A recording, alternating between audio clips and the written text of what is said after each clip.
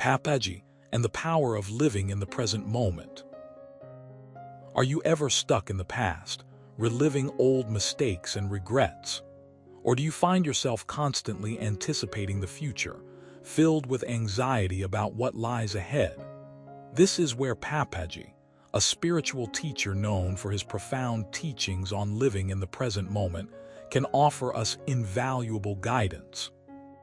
In today's discussion, we'll delve into Papaji's teachings on how to embrace the power of the present, drawing inspiration from his own life experiences, and sharing real-life examples that can transform your daily existence.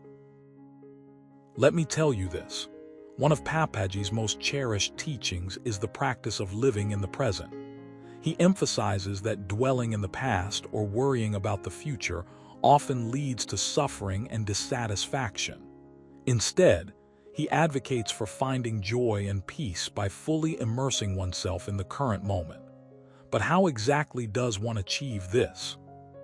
Here's something you should know.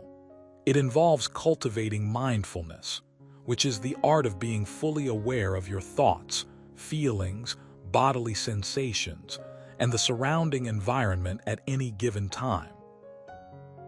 Imagine you're sitting in a park during a beautiful summer day. The sun is shining, birds are singing, and the breeze is gently rustling through the trees. You're enjoying a cup of tea, reading a book, and feeling grateful for the simple pleasure of these moments. However, if you were caught up in your phone, constantly checking notifications, or thinking about the tasks you need to complete later, you'd miss out on the richness of this serene environment. Papaji would say that true happiness comes from being fully present in the moment, even in the midst of seemingly mundane activities. Now let me share a personal anecdote that illustrates this concept. A few years ago, I found myself in a similar situation, consumed by work-related stress and anxiety. My mind was always racing forward, planning and worrying about what needed to be done next. Papaji's teachings resonated deeply with me. One day, I decided to try a simple meditation technique he introduced, focusing on my breath and noticing each inhale and exhale. As I sat there, I became acutely aware of the sounds around me: birds chirping, leaves rustling, and people walking by. I began to feel a sense of calm wash over me, and for the first time in a long time, I truly appreciated the beauty of the moment. This experience transformed my outlook on life. Instead of rushing through my days, I started to savor every little thing. Whether it was enjoying a meal, spending time with loved ones, or simply taking a walk in nature, I made a conscious effort to be fully engaged in the present. And guess what? The world around me seemed brighter, more vibrant, and infinitely more meaningful. Here's something you should know. The more you practice living in the present, the easier it becomes to appreciate life's simple pleasures. Another powerful lesson Papaji imparts is the importance of letting go of attachments. He believes that our fears and desires often cloud our ability to live fully in the present. For example, when you're attached to a particular outcome, you tend to get upset if things don't go as planned. Papaji uses the analogy of a child playing with a toy car. Initially, they're engrossed in the fun of the game, but once they become attached to the car and fear losing it, their enjoyment diminishes. Similarly, when we attach ourselves to material possessions, relationships, or positions in life, we lose the ability to truly enjoy them. To illustrate this point, consider a scenario where someone has been working tirelessly on a project for months. They're so attached to the end result that any setback or failure feels devastating. Papaji suggests that instead of clinging to the outcome, we should focus on the process itself. By doing so, we open ourselves up to new possibilities and experiences. Let me tell you this. Embracing the journey rather than fixating on the destination can lead to greater fulfillment and joy. In his teachings, Papaji frequently mentions the concept of letting go as a way to cultivate inner peace. He explains that holding onto negative emotions or regrets creates a heavy burden that hinders our ability to live freely and authentically. Imagine carrying a heavy backpack full of rocks while walking through a field of flowers. It's difficult to appreciate the beauty around you because you're weighed down by your burdens. On the other hand, imagine removing the rocks and stepping into the sunshine. Suddenly, the world looks different, and everything seems lighter and more enjoyable. This principle extends beyond personal growth. It applies to our interactions with others as well. When we forgive those who have wronged us, we free ourselves from grudges and resentments. By letting go of these negative emotions, we create space for healing and reconciliation. Consider a situation where you've had a disagreement with a friend.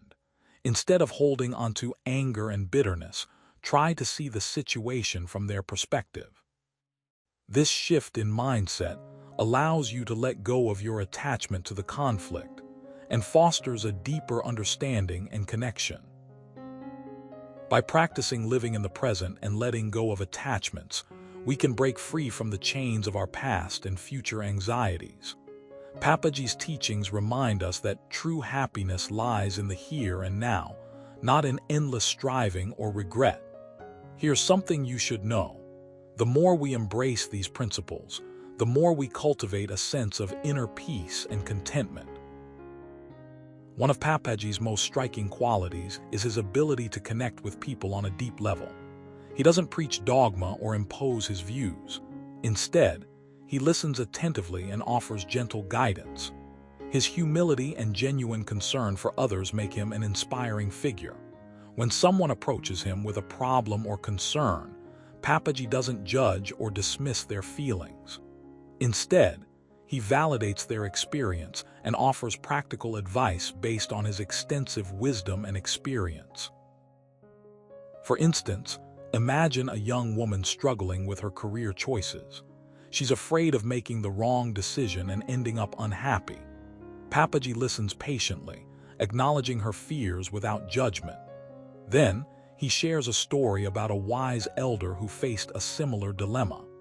Through this shared experience, she begins to see that everyone makes mistakes and that the path to self-discovery often involves learning from setbacks. With his encouragement, she starts to explore her passions and interests, eventually finding a fulfilling career that brings her immense joy. Papaji's approach to teaching is profoundly transformative. He doesn't lecture. Instead, he invites us to reflect on our own lives and experiences. His teachings encourage us to become more compassionate and empathetic towards ourselves and others.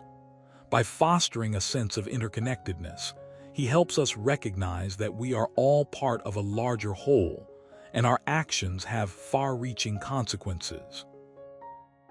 In his talks, Papaji often emphasizes the importance of gratitude. He reminds us that by focusing on the good things in our lives, we can shift our mindset away from negativity and scarcity. Consider a situation where you've experienced a difficult day. Instead of dwelling on the negatives, take a moment to acknowledge the kindness of a stranger, the warmth of the sun on your skin, or the comfort of a favorite pillow. By cultivating gratitude, we create a positive ripple effect that spreads joy and contentment throughout our lives. One of Papaji's most poignant teachings is the concept of non-attachment. He believes that by letting go of our desires and expectations, we can experience greater freedom and inner peace. Imagine a person who's obsessed with achieving a certain goal, whether it's getting a promotion at work or winning a competition.